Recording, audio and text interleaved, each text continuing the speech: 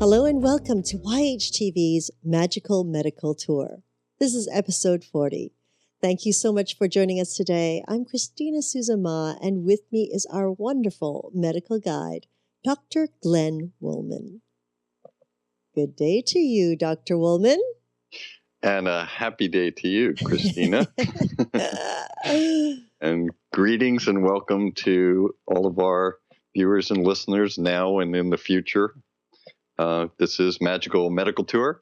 I'm Dr. Glenn Woolman. I will be your medical guide along with Christina as we travel each week through the healthcare galaxy, searching for ways towards optimal health. We're almost there. I know we're almost there. Yes, we are. But although this is the flu season, and there are many challenges that we're going to speak about today. But before we do that, how are you? Oh, I'm great. I love this weather. It's cool. It's really Pacific Northwest weather. It's that little drizzle, and I don't know what it is, if it's like that up in Santa Barbara, but here the clouds are really low, and you've got the moments of drizzle where it's washing stuff away. My plants are happy, although I must say, and I always say, I love heat. And as part of today's discussion, I think I finally understand one of the reasons why I love heat, and I'm going to convince everyone that they should love heat. Actually, not everyone, because I love the fact that there are people that choose to live in places that get really cold with wind chill factors down to minus 30 and 45. Otherwise, they would all live here. Oh, that's true. So I honor some place them. like here, like, there's, Florida gets pretty cold too. But you know what's really interesting, Glenn? I mean, even right now, the desert areas are getting really cold as well. In Arizona, their daytime weather is almost the same temperatures as ours, which is really unusual. Usually they stay in the 80s. Well, for me, I love the deserts, and I've always felt that deserts, no matter what they are, they're always the extreme of whatever it is. Mm.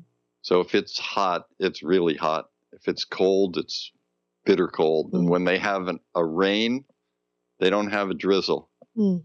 They have these big rainstorms. But I just find it really odd because usually this time of the year, it is about 20 degrees warmer out there than it is here on the coast. And I've been tracking their weather because I have relatives that live out there, and it's like they're in their low 60s, which is almost the same as we are here. Well, somebody's playing with our weather. You know that, right? Yes. We should have a show on conspiracy theories. And conspiracy theorists. Bring those people on. So it's the holiday season, and I thought it might be an interesting topic to talk about holiday hazards. And you have to understand that the reason, of course, is not to stress the hazards, but hopefully to give people some insights to avoid the hazards. Right. That's what we would like to do. That's wonderful. It's perfect because it's back to back with our less stress recipe for tomorrow's show. on Trinity of Life? That's it. Less stress recipe. Add this, a tincture of that, and a sprinkle of this. That's it. Go sit in a hot jacuzzi. We're done. and it's all to taste. Before we actually get into the show, and maybe it's part of it, somewhere along the way, it's part of it. I wanted to just send out energy from all of us at Magical Medical and Yoga Hub and Trinity and Flow to the people in Connecticut, the families in Connecticut. It was a very difficult time, especially at this time of the year. Not that at any time something like that is appropriate or good, but especially at this time of the year when people are getting very excited about kids and joy and peace and happiness and gift giving. It's a very challenging time especially when the natural order of things goes wacky. Yes, yes. and And so, I was even explaining to my son the other day. Now, every Christmas, which is supposed to be such a joyful time for everyone, and for these parents or these families, you know, it's going to take a little while for them to overcome what's happened in their lives. yes, it is. And fortunately now, I think that our society, at least on the back end of when something like this does happen, they're much more aware. They're getting kids into counseling almost instantly. Mm-hmm.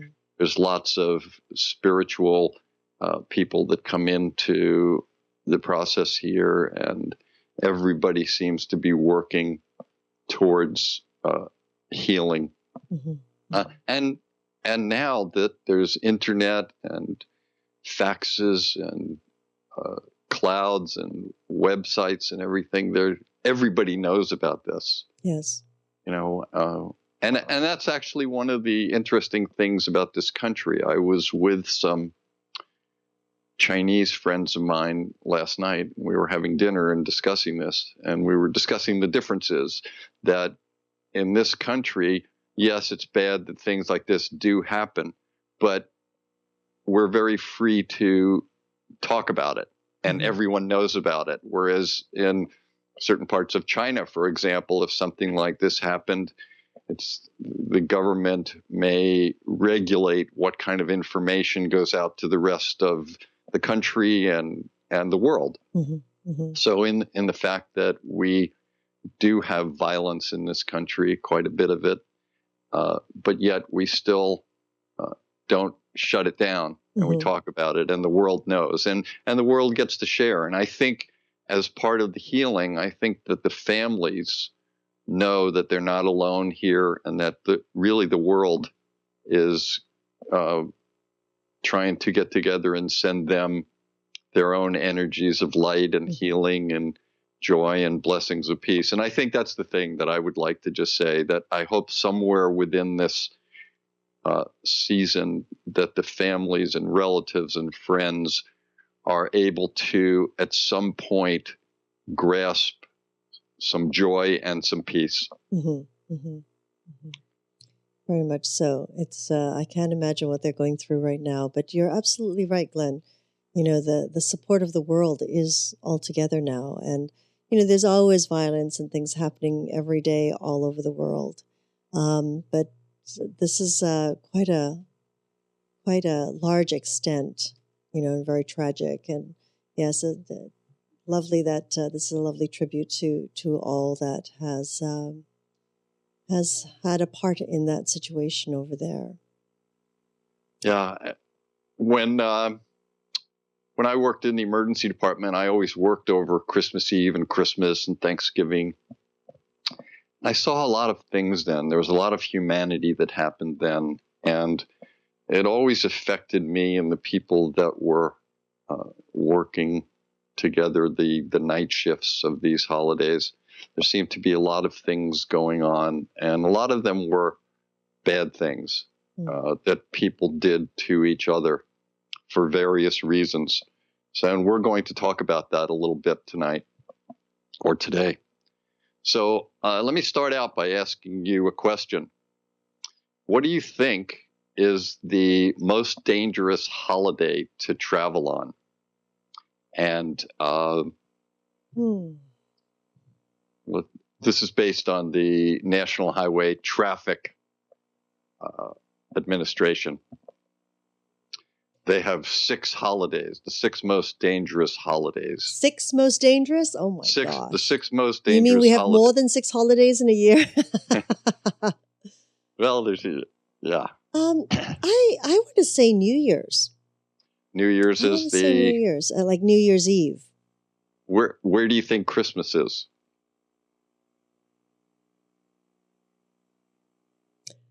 I almost want to say New Year's, Thanksgiving, then Christmas. Actually, it's interesting. The most dangerous holiday to travel on appears to be, according to this study, which I think was back in 2009, that may obviously have changed. Studies take a little time to come out. Memorial Day is number one. Really? Memorial Day weekend? Yeah. And is that because it's right before Thanksgiving? Isn't it? You know, the sociologists just have field days with all of these kind of things. Yeah. New Year's is second. Thanksgiving is third. 4th of July is fourth. Labor Day is fifth. And Christmas is sixth. Labor Day. Why Labor Day? Interesting. Yeah, Memorial Day and Labor Day. I don't quite get those two. Yeah, well, various reasons. I guess it's part of what people do traditionally and how they go about doing it. So in the study, it said that in 2009, there were 262 auto accident fatalities over Christmas holiday, including Christmas Eve. And the interesting part is that approximately 37% of them, alcohol was related to that. So that's one of the things that we can talk about a little bit today in terms of when you're out there driving. First of all, there's a lot more people out there. Second of all, people are celebrating. Third, so there's a lot of alcohol and maybe other drugs involved. And I think that people don't necessarily have their mind on driving necessarily as much. And that's probably one of the big factors here. People are either trying to run to a store to get the last of the one thing that their kid wants, and they know they may be out, or people are trying to get to somewhere on time and they're late, looking for a parking space to try and get in that department store. So many different things that the focus is not on what it should be on. And therefore, there's a lot of fatalities. And I think by bringing this up and making people aware of it, hopefully that will get people to think a little bit more about rushing or doing things a little more organized and focused when you're driving and not be under the influence as much, being tired after a big dinner and taking off to go home, a long drive. And plus, it's usually it's winter. So aside from where we are, there are other people that there are road hazards, right. Snowstorms and icy roads and black ice, rainstorms, winds. A lot of things can cause problems. So I think from MMT, the Magical Medical Tour, we want to just tell people, think about that. We don't want you to be a statistic. We want you to have a happy holiday. The other thing that's interesting about the holiday season is that the holidays and Christmas, Thanksgiving, things like that are some of the most dangerous times of the year. And we talked about the concept of just the the cold and road hazards, but there's many factors that are involved in trying to figure out what's going on, why it's such a dangerous holiday in terms of illness and death. Of course, we know that during the winter there's the flu season, and for the elderly, they get a flu that's not good for them, and certain types of strains of flus are not good for anyone. And of course, pneumonias seem to happen more during the winter. The nights and days darker, shorter, lots of things going on there that make people a little more depressed. So all of these things are a factor. And they've also found that, and this is the part that I was going to bring up earlier, is that cold itself is not good. It seems to, and I'm talking about real cold. I'm not talking about, although for me, when it drops below 80, I'm starting to layer. But for the rest of humanity, maybe it has to get a little lower.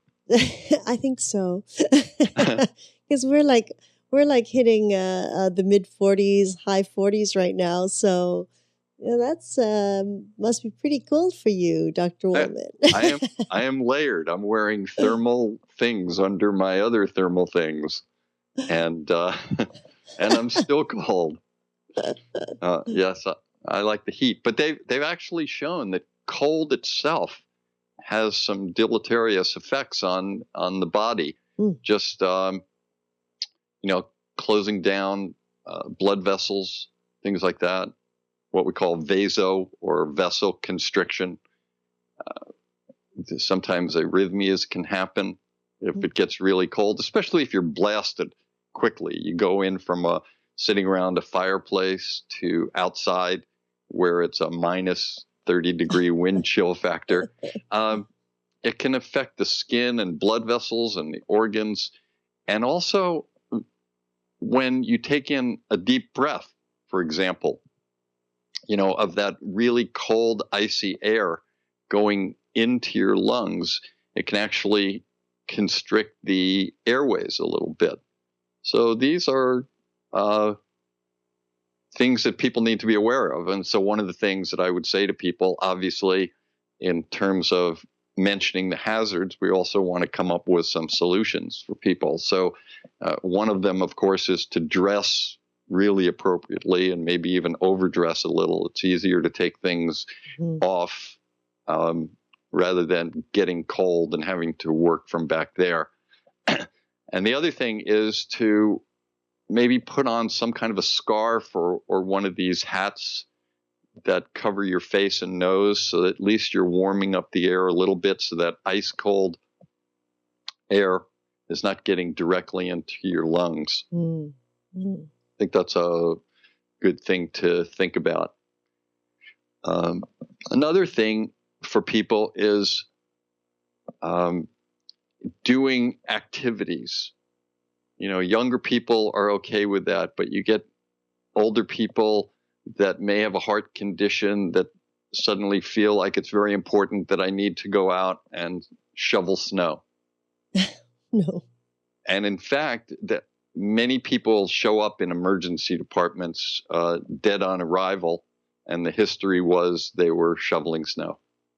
Oh, really? Yeah, it's you get this idea that you've been doing it all your life since you were 20. So the fact that you're 85 now or 75, and now you're on multiple medications for blood pressure and heart rhythms, and it's cold out there, as I said, so the vessels are constricted. You're not getting enough oxygen to your heart and other organs and your brain, so you're not thinking as clearly, and you're exerting yourself trying to get that snow out of the way. So I think that it's very important to be aware of your health in the moment and be aware of your strength. We can talk about a few more of these kind of things that you should be doing. You should always take care of yourself, not just during the winter, but as the winter comes on, you shouldn't let go of many of the things that you do during the year. And again, this is something that you and I speak about a lot. My categories of optimal health, where it's exercise and nutrition and sleep and stress management and patterns of behavior and spirituality.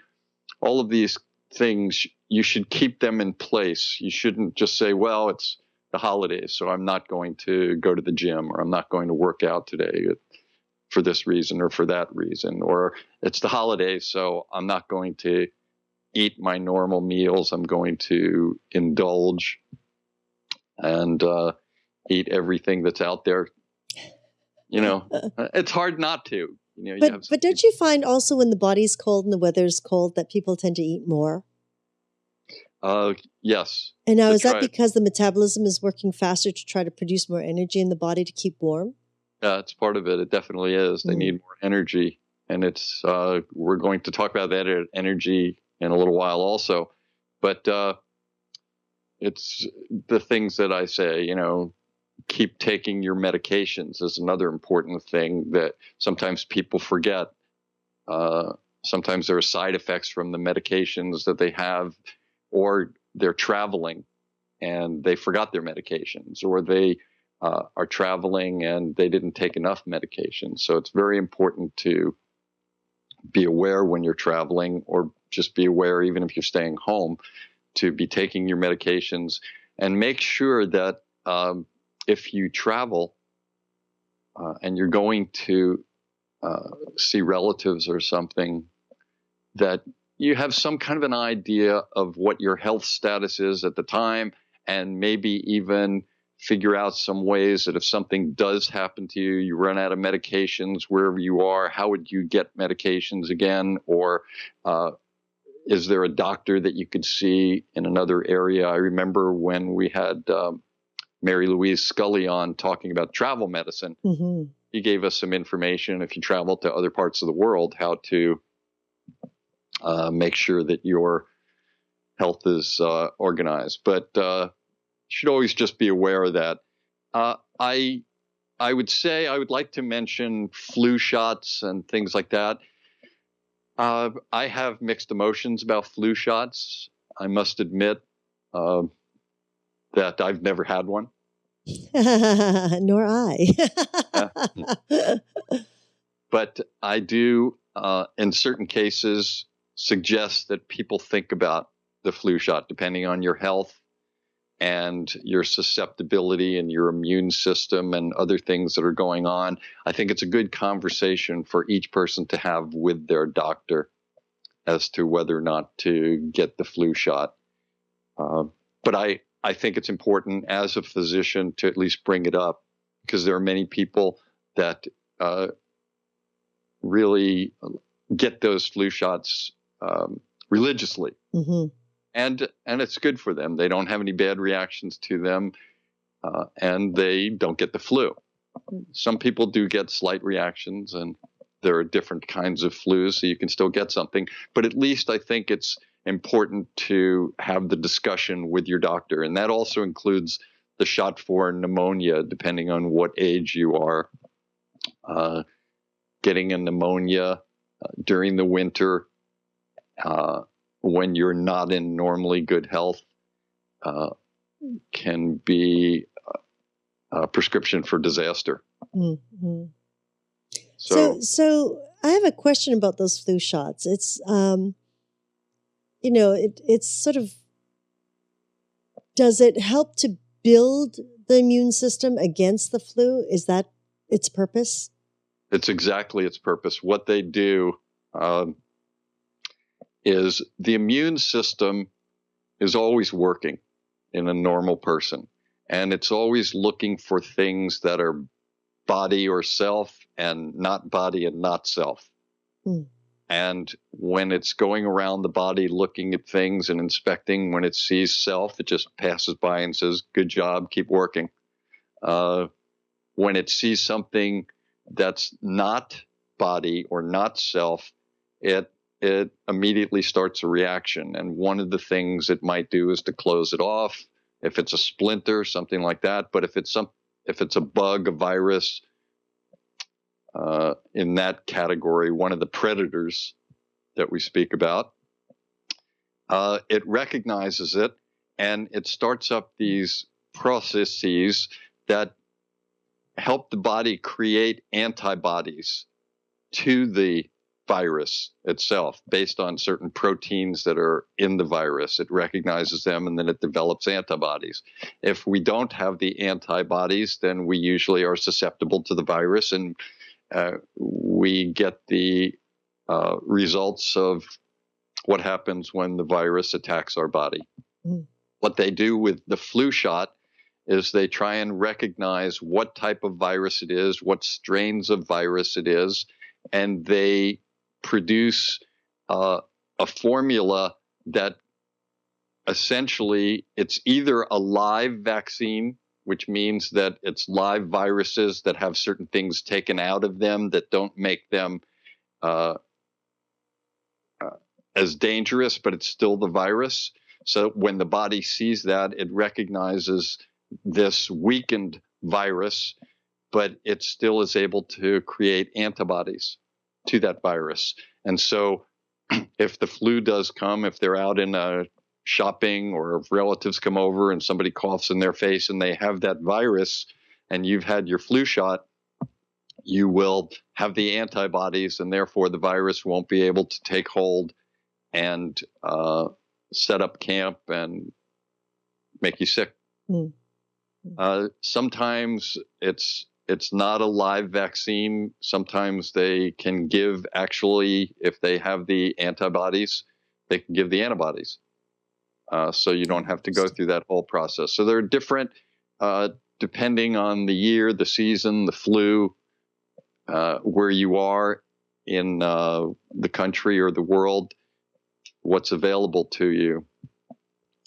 They have different ways of giving the flu shots. But a lot of the country we see now, you can get the flu shot in pharmacies and you can get the flu shot at in stores and food stores. Everybody's trying to do good things to protect our society.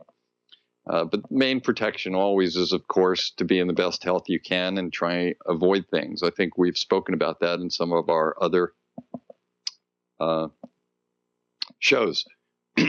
Another thing to talk. Did you have another question? No. You answered that one perfectly. Thank you. Okay. Yeah, there are some side effects from the flu shots. Sometimes people get a little redness, local irritation and redness. And sometimes you might get some mild flu symptoms for a few days. So it's very important to be careful and watch yourself. So when you do get that flu shot, again, honor the fact that it's something coming into your system that has to do its job, and allow it to do its job by not overexerting and not putting yourself into too many stressful conditions at the time of getting the shot. Give yourself a few days. You never know. There are lists of side effects. You know, I always laugh when we see these commercials on television for a new drug that's coming out to do some great thing. And they spend most of the 2 or 2.5 minutes of the commercial telling you the wonderful things about it. And then in the last 15 seconds, they have someone who's a speed speaker who could say, if you have, and they name 45 side effects, you should talk to your doctor. So there are side effects, and it's important to be aware of that. And so the better health you were in, and the more you honor the fact that you got a shot and you should take it easy for a few days, that will help. Another thing that I think is really important is we get around families and people that have things wrong. This is, sociologists talk about this a lot, but somebody that's sick or very frail is trying very hard to live through one more of these holidays, to be there for that next Christmas or for New Year's. So a lot of people are fighting to try and stay alive for the holidays. And sometimes when they're in bad situations around other people and things are happening, they don't want to annoy anyone or mess any party up, or we're at a big dinner and everybody's here and, okay, so I'm having chest pain. It'll go away. I'm just going to ignore it because I don't want to upset everybody, not realizing that it would be a lot more upsetting to have somebody pass away at dinner rather than say, I have chest pain, let's go to the emergency department. Many people go into states of denial. It's not hurting me. It's nothing. It's probably from the cold, whatever. So another thing that I would say to people is put your egos aside. And if you're having some kinds of symptoms, then you should learn symptoms of heart attacks or strokes, etc. And I think if you watch some of our shows, probably we've spoken about that in many different shows, signs of a heart attack, signs of a stroke, and what to do, and to not ignore that, and to tell the relatives about that. These are other important little facts. But don't you think, Glenn, if I may, it's not even our elderly, but anyone. because some of us are under so much stress, with the shifts, with, as you say, trying to get ready for the Christmas season and the New Year's and the parties, and the diet's changed. The consumption of alcohol, usually people who don't usually have a glass of wine, they do during Christmas, or a few sips. I mean, that can really throw off the balance of our health.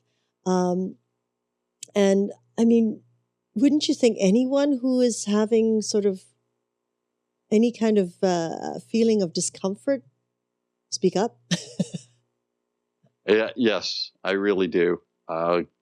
I think it's a very important thing, and I'm glad you brought it up that way. I focus a lot more on the elderly, but it is anybody, including little kids. And we're going to speak about kids, and we're going to speak about other things besides little kids and adults as we move on into the show a little bit.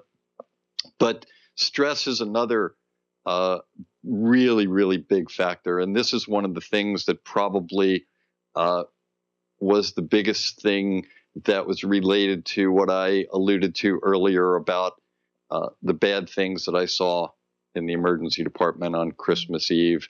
You get the father who's out of a job and doesn't have much money, but the kids are watching television. They're seeing ads for all of these new toys and games and technology apparati that are coming out for Christmas, and they don't have the money to afford it.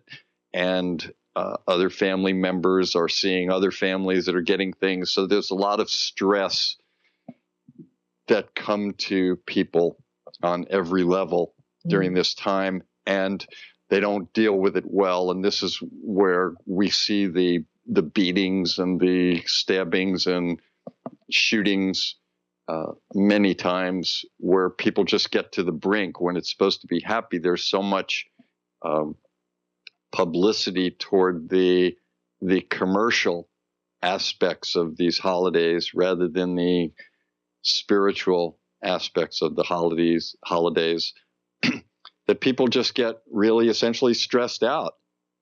And then if you add to the fact of aside from the gifts and the seeing relatives that you may not want to see, or trying to do this and trying to do that, you also you've listened to this show and you know that more people have heart attacks around Christmas.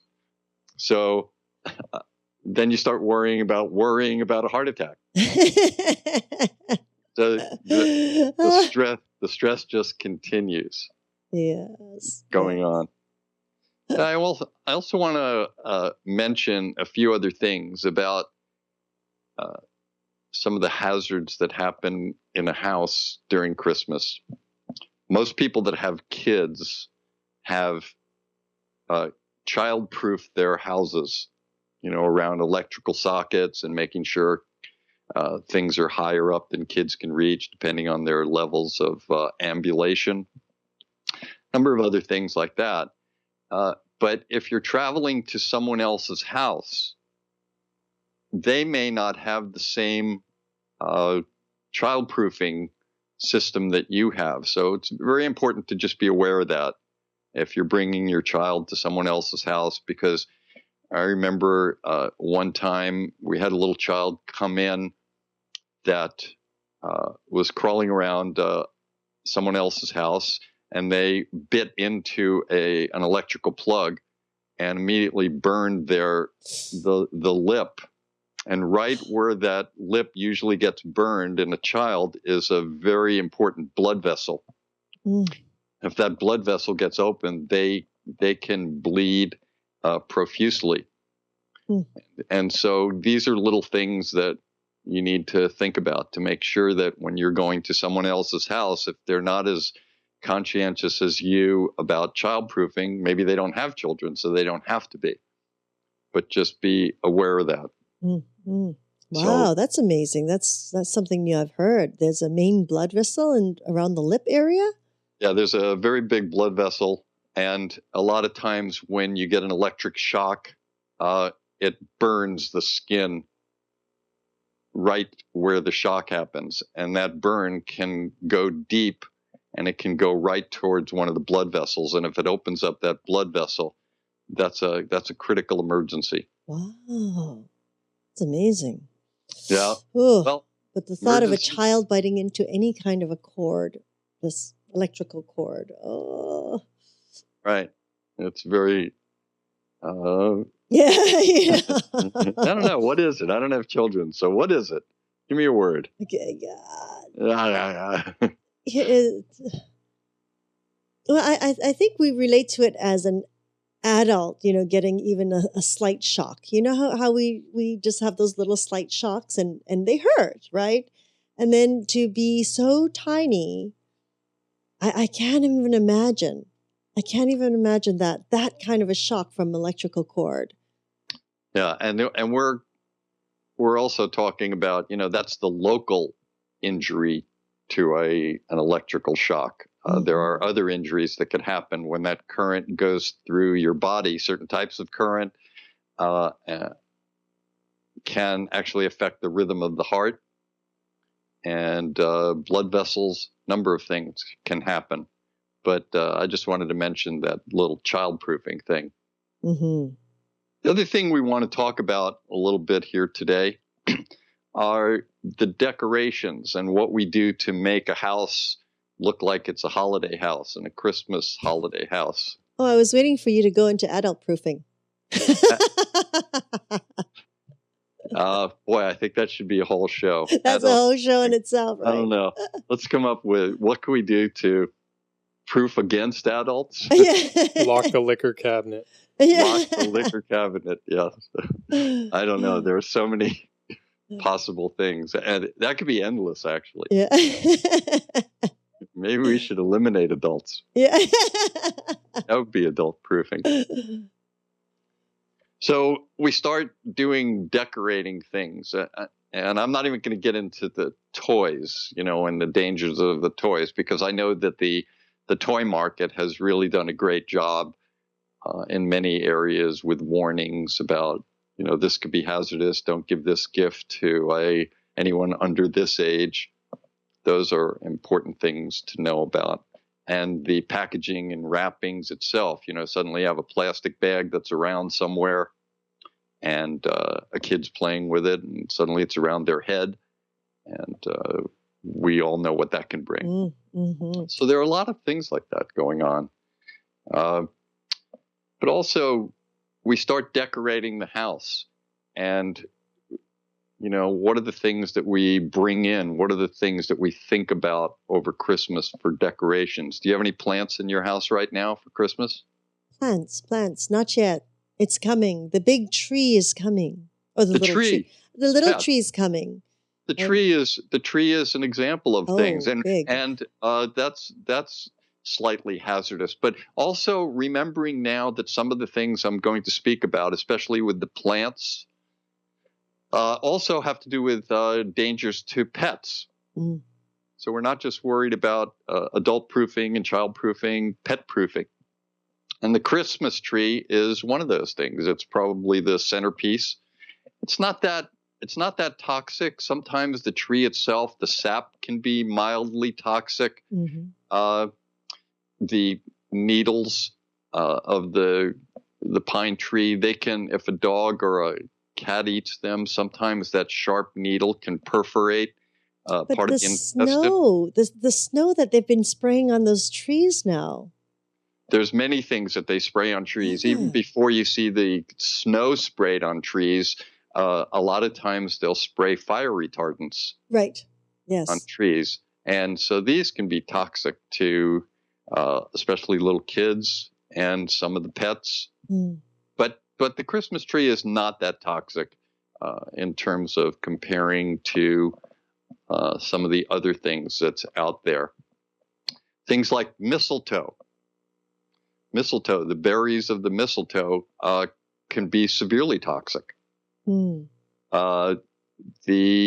Many of the lilies and the daffodils, the narcissus, all of these things. I am definitely not a botanist, but many of them have toxins in them that can cause things if they get on your skin. They can cause skin irritation, local blistering. But a lot of times you might get something where a child or a pet takes something into their mouth. The berries, especially, kids are used to eating things like that. And these can cause problems that range anywhere from mild indigestion or a little stomach ache to nausea and vomiting. But some of the berries, like the holly and mistletoe that we talked about, can actually cause some things like convulsions at times in certain people. And there are some of these plants that can actually, if ingested enough, can cause death. Much more so in pets, cats, dogs, kittens, puppies, even birds. So very important to be keeping an eye on the birds and the pets as you're considering what you're going to put in to your house to make it look beautiful. And allergies. I used to be so affected by the plants that came in. Yeah, allergies are very important. There's allergies to getting back to the Christmas tree. Many people have allergic reactions to the trees. And also nowadays, you're seeing many people that are buying synthetic trees. They don't want, they don't want all the needles around and all the other things and the watering and everything. So they get a synthetic tree that they could put up in the attic and then bring out every Christmas. And it's a beautiful tree. But some people actually have allergies to the synthetic material, and you have to be aware of that. Usually starts out with itching, maybe eyes running, tearing, nose running a little bit. And then it can go into a full-blown reaction where you're breaking out in hives. So need to be aware of that. But I do have some good news, actually. and I'm actually really happy to point out a little bit of good news. For many years, and I was one of the people that would warn people about the dangerous poinsettia, beautiful red leaf tree that everybody is selling. You see them in every market. We always thought they were really toxic. And it turns out they're not that toxic. Not that you want to have a salad with poinsettia leaves, but if you accidentally did eat one or chewed on one a little bit, it's mildly toxic. Whereas we used to think that it was heavily toxic. So I'm really happy to be able to announce to all the poinsettia lovers that it's okay. This is the good news of that. And I'm not sure, what other things we can talk about today. I wanted to just say that I think that I did want to talk about something else. One of the myths of turkey. Are you going to have a turkey dinner? Oh, no, not at all. Not at all. It's Christmas. What do you have for Christmas? What's that? Usually something that is more in the vein of being Portuguese.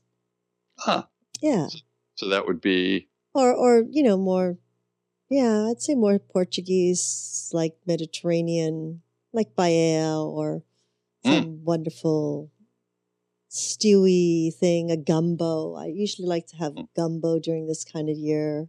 Nice hot soup. Yes. Something like that. Yeah, I like that too. Or even the hot pots, the Japanese, shabu shabu hot pots and the Mongolian hot pots, which is so clean. Even with the meats, it's all so clean because you're just cooking whatever you choose to eat. That's true. But I do want to talk because I know that a lot of people do have turkey. They all have heard about the amino acid L-tryptophan. And have you ever heard of that? Yes. And what do you think when you hear about L-tryptophan and turkey. Well, everyone. Well, for me, it's always been a bit of a myth because everyone says you get tired and you fall asleep and it makes you lethargic. Exactly. And in actual reality, some of this is true because L-tryptophan, which is found in turkey, it's an essential amino acid. And this chemical is used to produce a number of other chemicals. It produces the niacin, the B vitamin.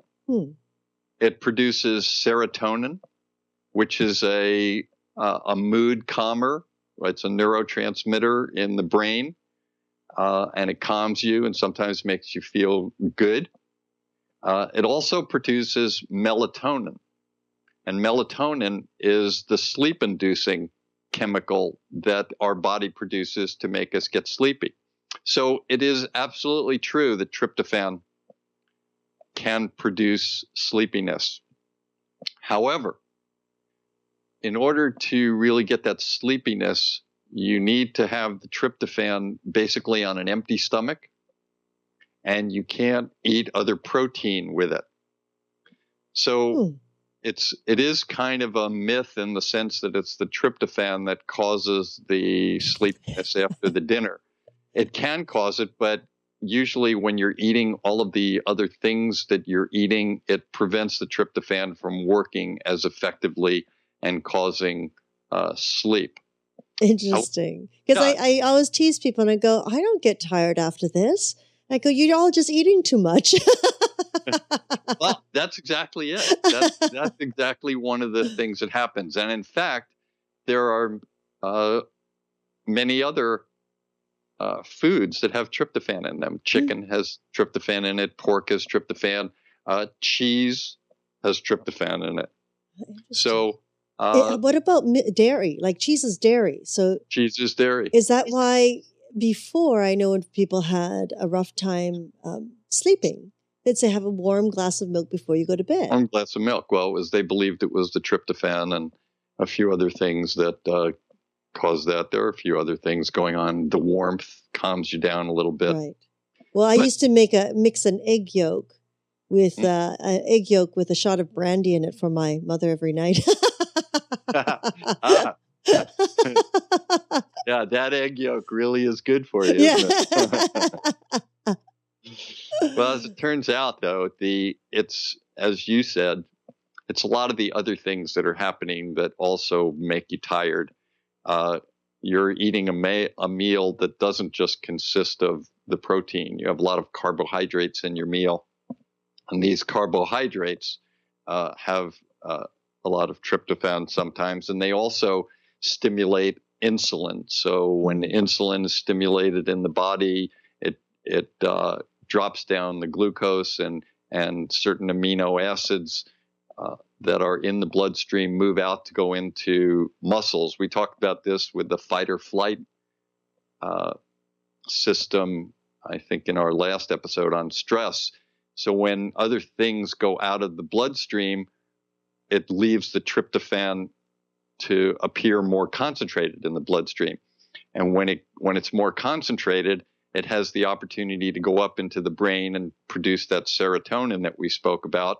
So now you're eating a big meal and you have a lot more of the serotonin going on. At the same time, then you're also eating many other things. There's fats that you're eating. And when you eat fats in a meal, it takes a lot more energy to digest those fats. And when it slows the digestion down, and with all of that energy going to digesting the fats, less energy to the brain, less energy to other parts of the body. Same thing when you're eating a giant meal. Mm-hmm. You have many things in your intestinal tract at that time. Well, the body needs to work on that, and consequently, a lot of blood is flowing toward the upper portion of the small intestine to digest that food. And blood, we only have a certain amount of blood in our body.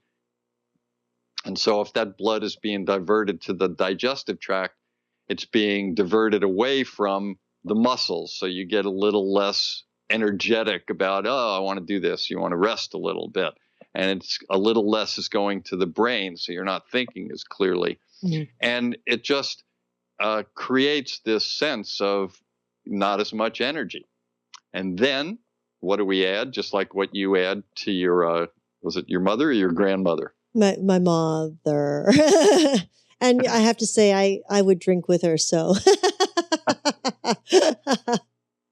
Okay, so you can go to sleep also. But then so you add this giant meal, and then you add all of the fats and the tryptophan and the serotonin and the melatonin and the carbohydrates. The alcohol. And then you add alcohol to that. And alcohol itself, as we know, is a depressant to the nervous system. Although we all feel it's exciting to the nervous system, it actually turns out to be a depressant to the nervous system. So that translates again into somebody being less energetic. And we talked about the overeating, et cetera, et cetera. And finally, in a way, you've been preparing for this holiday for, I guess now people are starting to prepare for holidays for Christmas right after Halloween. So yes. All the shops are having Green Thursday, Black Friday, Blue Monday, Chartreuse Wednesday, taupe. I don't know. I'm getting carried away here. This is what you're supposed to do. You're supposed to stop me when I get a little carried. No. It's actually fun the way you see the wonderful holidays and the shopping days. We all have such a different perspective. Right. So you've been preparing for this for months, and you're also stressed out about seeing certain relatives that you haven't seen for a while that you don't want to talk to, or some that you're very excited about seeing. And so you're sitting down at the meal finally, and you're eating all of these things and drinking. And it's that moment after the meal that you can finally say, wow, that was the holiday. Now just start to relax for no other reason. Just let the stress go. So this combination of a little bit of the tryptophan in the turkey, the eating the fats, the blood going to different parts of the body, the serotonin, the melatonin, the alcohol, the stress reduction, that finally you just want to sit. And that's where a lot of the tiredness comes from, and the myth about the tryptophan. So I wanted to dispel at least two myths today in our hazards of holidays about the poinsettias and the tryptophan. But I would like to kind of just summarize a few things that I think are important for people. That holidays are meant to be happy and joyful. So the more things that one can do to keep it in that context and not allow for stress, have your ways of dealing with stress, the metaphor square breath or other meditations that you do, or just relaxing and putting things into perspective. That's important to try and reduce as much of the stress that the holidays bring on themselves. Take your medications. If you're traveling somewhere and you think you're only going to be gone for 3 or 4 days, take extra medications, because remember, we said this is winter. So the last thing in the world you want to do is be stuck in a place that you can't get home to your medicine cabinet, but you only brought 3 days worth of medicine. So bring some extra medication. That's, I think, if I can say nothing else to certain people, that's important. Try and stay healthy. We spoke about that. Continue doing your exercises, nutrition, and meditations, and get your sleep, etc. Don't overexert during the holidays. It's just not worth it. Even if you're trying to do things that are good, like getting the snow out of the driveway because one wants to go to see the Nutcracker, or even making it to a dinner or an event. Even making it to an event or having people over. Don't overexert. Always pay attention to your health and recognize your health resources. Remember physicians celebrate Christmas too. Nurses celebrate Christmas. So there are many people that are off, that your doctor may not be the doctor that's around when you need them the most because they're celebrating with their family. So make sure you're aware of your own health and also the resources of where you are. Hospitals stay open 24 hours a day. Emergency departments stay open, so they're always there. But sometimes it's overcrowded. And like we said right at the very beginning, there are people that get sicker at this time of the year. So there's a lot of overcrowding, and sometimes there's understaffing. Although I know that whenever I work the holiday shifts, the hospitals and the emergency departments, we were very conscious of what holidays meant. So we actually boosted our staffing, and people were very gracious and great about volunteering to work on these holidays because they knew people were going to be sick. They knew there were going to be injuries.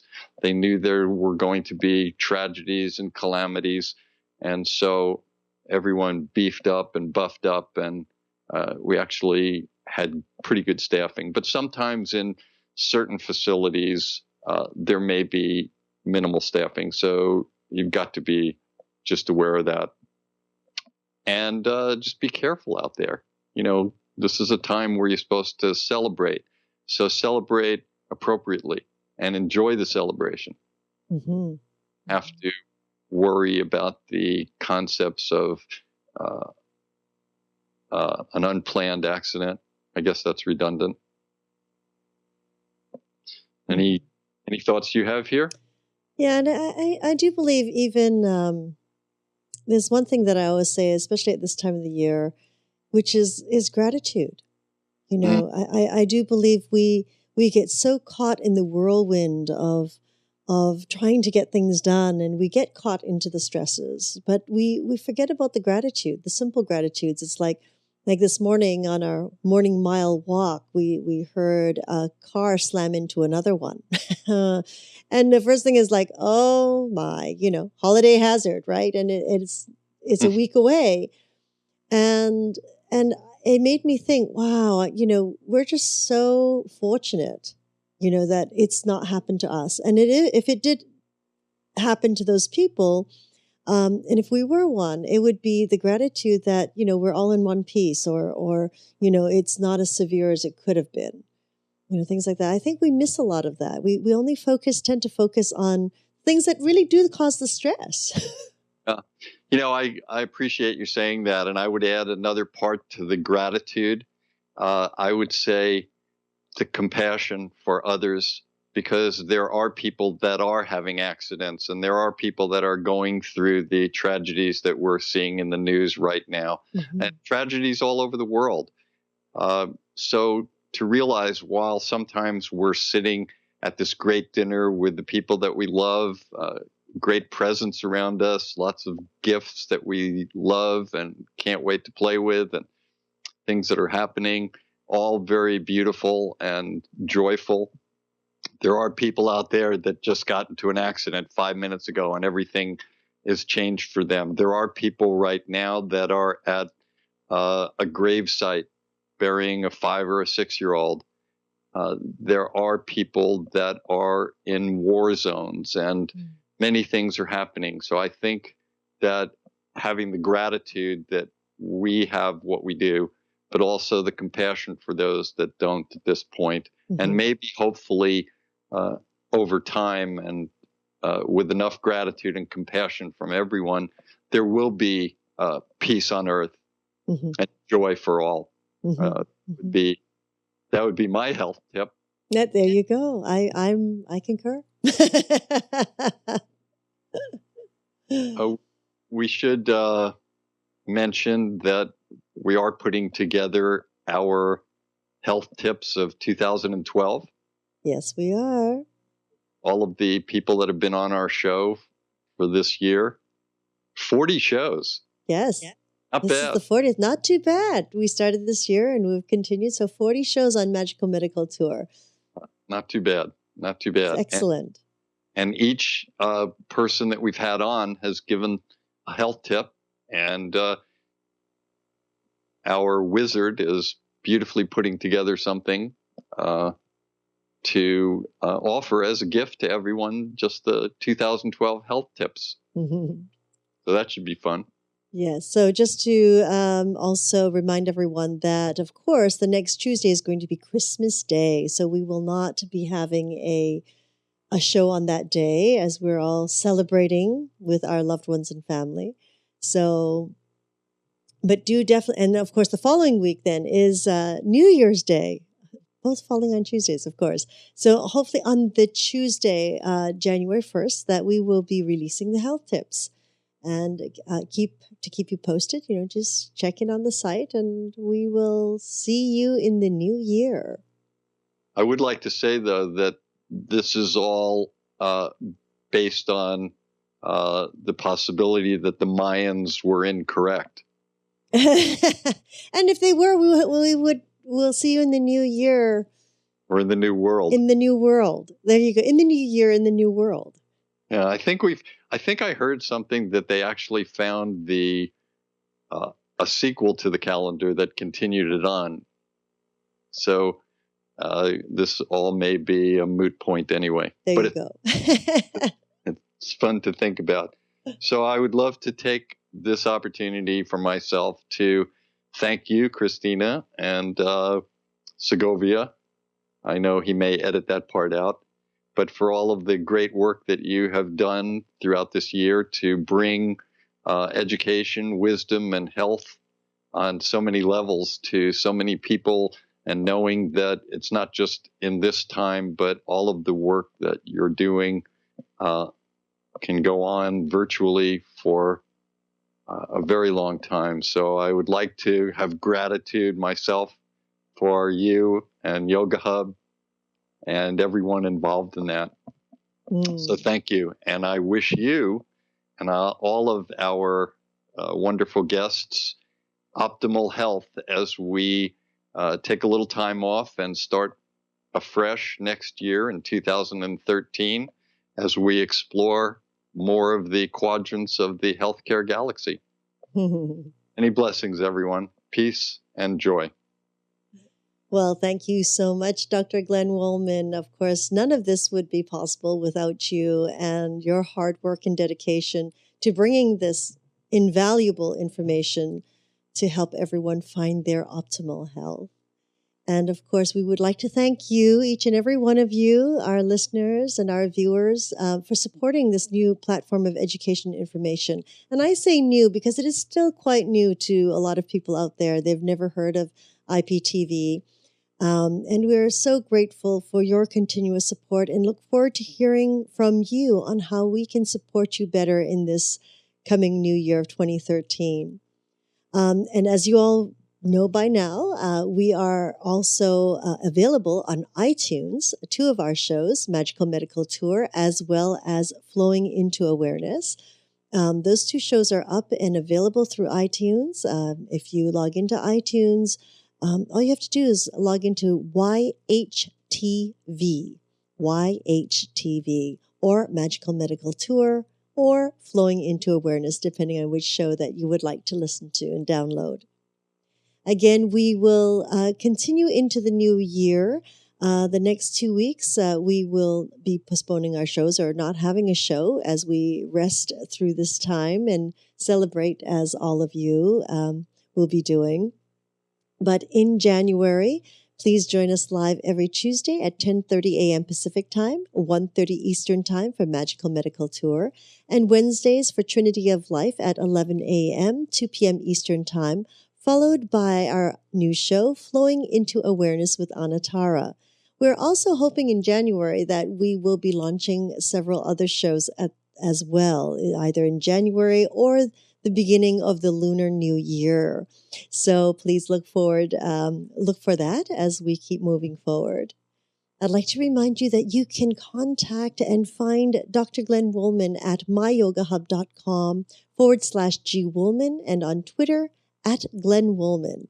And of course, his own site, glennwoolman.com, where you can learn about his Metaphor Square Breath. And I definitely encourage you to do so, especially during this time when there is so much happening for all of us. Thank you so much for joining us. And until we meet again in 2013, namaste. Many blessings.